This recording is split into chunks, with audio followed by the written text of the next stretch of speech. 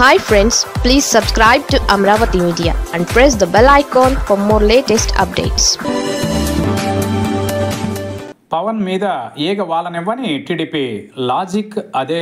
పవన్ కళ్యాణ్ జనసేన అధినేత, ఏపీ ఉప ముఖ్యమంత్రి. అంతేకాదు ఆయన సినీ గ్లామర్ నిండుగా ఉన్న ప్రముఖ స్టార్. బలమైన సామాజిక వర్గం ఆకాంక్షలకు ప్రతిరూపం. అందుకే ఆయన రాజకీయ జీవితం ఇప్పుడు పటిష్టంగా సాగుతోంది. పవన్ని ఎవరైనా ఏమైనా అంటే జన సైనికులు బగ్గుమంటారు. గట్టిగా కౌంటర్ ఇచ్చేంత వరకు అసలు ఊరుకోరు. అది రాజకీయ పార్టీలలో సహజం. అయితే ఇప్పుడు ఏపీ రాజకీయాలలో మరో చిత్రం చోటు చేసుకుంది. పవన్ మీద ఏగ వాలనివ్వమన్న ధోరణిలో టీడీపీ ఉంది. పవన్ని ఎవరైనా ఏమైనా అంటే అసలు స్పేర్ చేయమని కూడా టీడీపీ గట్టి హెచ్చరికలను పంపిస్తోంది. లేటెస్ట్గా మాజీ సీఎం వైసీపీ అధినేత జగన్ పవన్ని ఉద్దేశించి ఘాటు వ్యాఖ్య ఒకటి చేశారు. పవన్ కార్పొరేటర్కి ఎక్కువ, ఎమ్మెల్యేకి తక్కువ అని ఆయన గాలి తీసేశారు. ఒక విధంగా చెప్పాలంటే ఈ పంచ్ పవన్కి గట్టిగానే తగలాలనే జగన్ వేశారు అనుకోవాలి. పవన్ని సీరియస్ పొలిటీషియన్గా వైసీపీ ఎప్పుడూ గుర్తించడం లేదని అంటారు.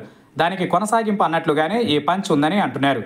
పవన్ కళ్యాణ్కి ఏమీ తెలియదు అన్న భావంతోనే జగన్ ఈ విధంగా వ్యాఖ్యానించారని అంటున్నారు.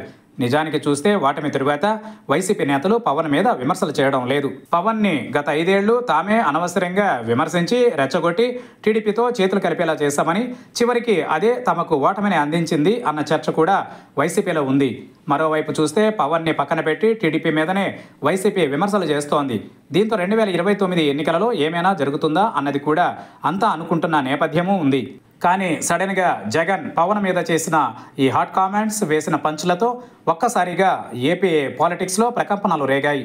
పవన్ రాజకీయ రూపాన్ని, ఆయన ఇమేజ్ని తక్కువ చేసి జగన్ మాట్లాడారు అని జన సైనికులు సోషల్ మీడియా వేదికగా కౌంటర్ అటాక్ స్టార్ట్ చేశారు. వారి సంగతి పక్కన పెడితే టీడీపీ విషయమే ఇప్పుడు రాజకీయంగా మరింత చర్చకు ఆస్కారం ఇస్తోంది.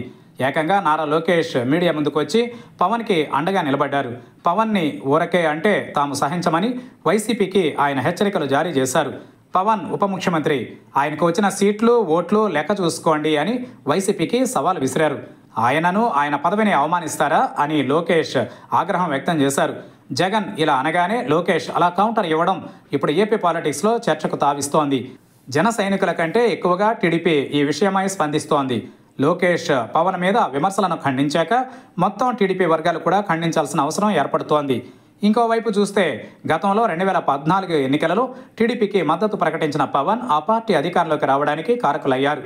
అయితే ఆయన టీడీపీ విధానాలను సైతం అప్పట్లో విమర్శించారు. దానికి టీడీపీ శ్రేణులు కౌంటర్లు ఇచ్చాయి. అదే సమయంలో వైసీపీ నుంచి కూడా భారీ విమర్శలు పవన్ ఎదుర్కొన్నారు. అయితే పవన్ని వైసీపీ నేతలు విమర్శించినప్పుడు టీడీపీ పూర్తి మౌనం వహించింది. తమకేమీ సంబంధం లేనట్లుగా వ్యవహరించింది. పవన్ మద్దతుతో అధికారంలోకి వచ్చి ఇలా ఆయనను వదిలేస్తారా అని జన సైనికులు గుస్సా అయిన సందర్భాలు ఉన్నాయి.